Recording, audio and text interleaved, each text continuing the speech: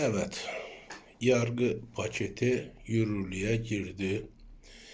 Mahkumların bazıları tahliye oluyor. Ben tahliye olan mahkumlara geçmiş olsun diyor. Kendilerine, ailelerine, yakınlarına göz aydınlığı veriyorum. Gözleri aydın olsun. Sevdikleriyle özgürce, gönüllerince bir yaşam diliyorum. Tabii ki bunu dilerken kendi kendime de diyorum ki nasıl olacak, neyle olacak? Bu mahkumlar neden suç işlediler?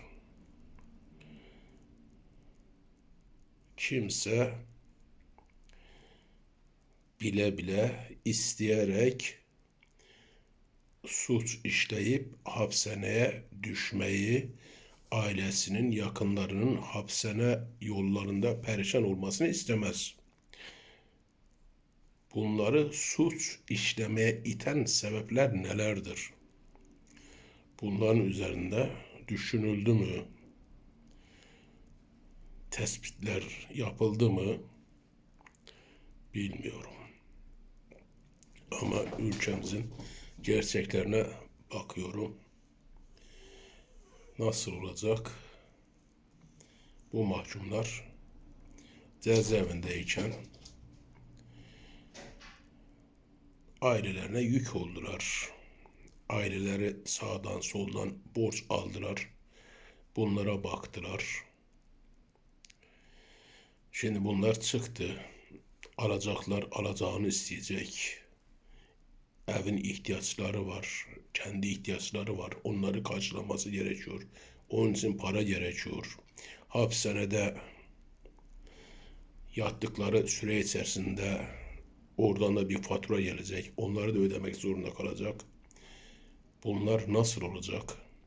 Bu hapishaneden çıkan insanlar tarımla mı uğraşacak? Çiftçilik mi yapacak? Hayvancılık mı yapacak? Bilimsel çalışmalar mı yapacak? Teknolojik icatlarda mı bulunacak? Kuryelik mi yapacak? Marketlerde mi çalışacak? Kapanan fabrikalarda, yurt dışına taşınan fabrikalarda bekçilik mi yapacak? Bu insanlar tekrar cezaevine girmemek için ne yapacaklar?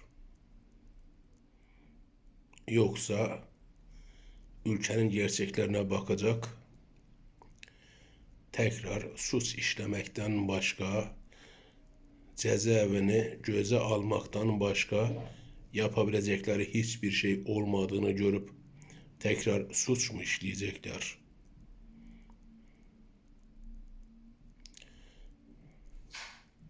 Türkiye Büyük Millet Meclisi'nde bu yargı paketi yürürlüğe girerken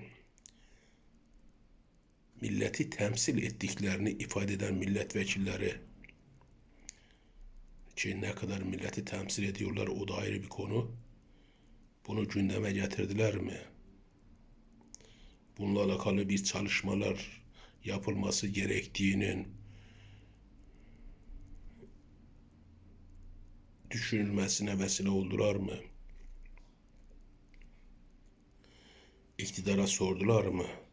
Benim burada bu videoda söylediklerimi onlar orada söyledi mi?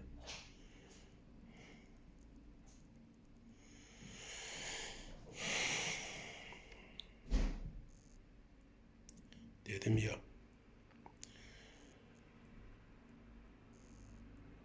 Ama hepimizin bunları düşünmesi, dile getirmesi, bu ülkenin, bu milletin, çocuklarımızın, torunlarımızın, gelecek nesillerimizin kaderi iradesinde olan iktidar partisinin çoğunluğu oluşturduğu Türkiye Büyük Millet Meclisi'nin bu konularda duyarlı olması, çalışma yapması gerekir. Derim ya, milleti temsil ediyorlar mı?